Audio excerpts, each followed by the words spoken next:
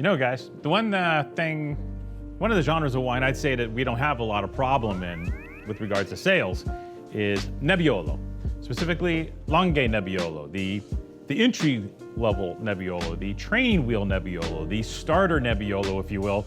The wines, the little, let me give you a little taste. And then from there, we push folks into Barolo and Barbaresco and Roero and all these other fun places. But the starter Nebbiolos are always popular.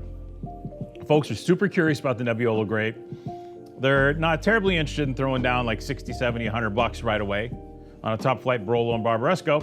So these Nebbiolo wines are kind of like those wonderful opportunities. People go like, I like this grape, or I don't like this grape. Well, today we have a fantastic, not so starter Nebbiolo, and it's at an even better price. Incredible opportunity today. The wine, how cool is the label, huh?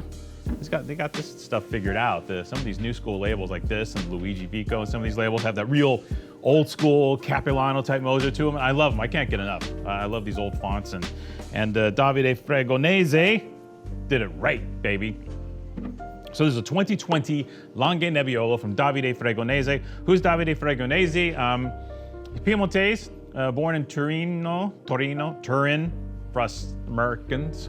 And you know, he got into wine a little later, but then eventually got the bug really bad and decided to purchase some vineyard for himself. Obviously a halfway successful dude, because the vineyards he purchased, we'll get into momentarily, are like bomber.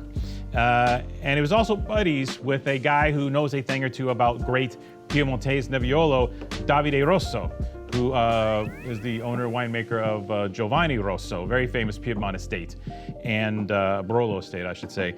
And Davide was like, hey, can you hook a brother up? And the other Davide, there's a lot of Davides, be careful here. The other Davide was like, yeah, sure, let's do this. And boom, all of a sudden a label is born. What did the Davide, who is the Fregonese, buy? He bought prime parcels in two of the top vineyards in the commune of Serralunga d'Alba in Barolo, namely Cerretta and Prapo.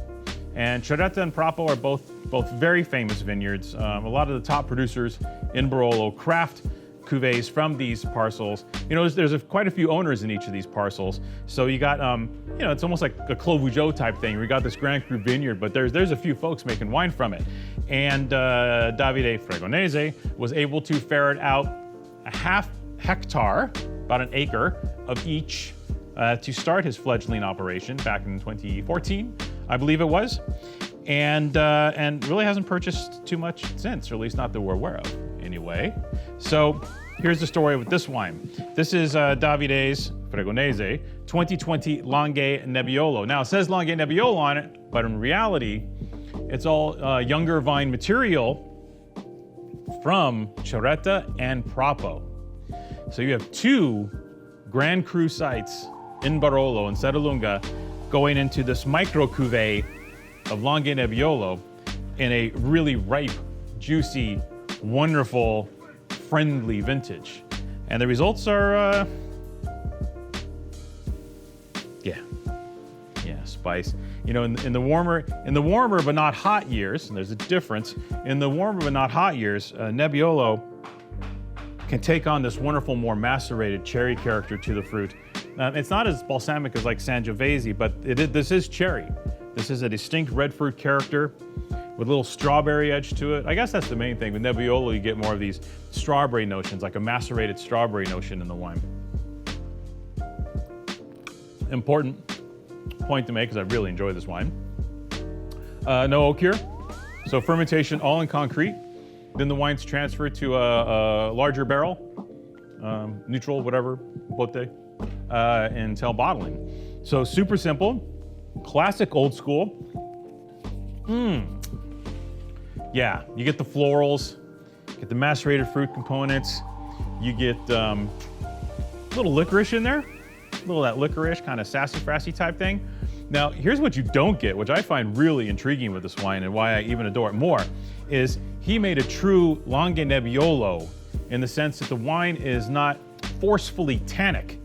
Nebbiolo is always known for those occasionally obtrusive tannins. And in the hot years, like 17, extremely obtrusive tannins.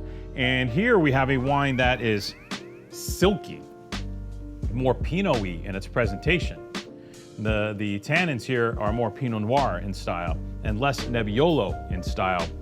He did a brilliant job with this wine. I can't imagine what his 20 Chiretta and Propo Barolos taste like, because this wine is very, very nice. Dude, what a wine. If you're a Nebbiolo fan and you want guilt-free gear, this is it. Originally about $32 retail for this, which considering the Vineyard pedigree was pretty reasonable, because I don't know if you tried to buy a Barolo from Chiretta or Propo, but they start at like 65, 70 bucks, kind of go up from there, if you're lucky. Today, this little gem, $17. 17 bucks for this wine. This is remarkable, remarkable value in the world of tried and true classic Langhe Nebbiolo from a pretty hot new up-and-comer. Early days for him, but these wines are immensely impressive, and the fact he's got Davide Rosso making them, I'm sure, is a testament to their quality. What a wine from this brand new label, and what an opportunity to score it at this remarkable, amazing price.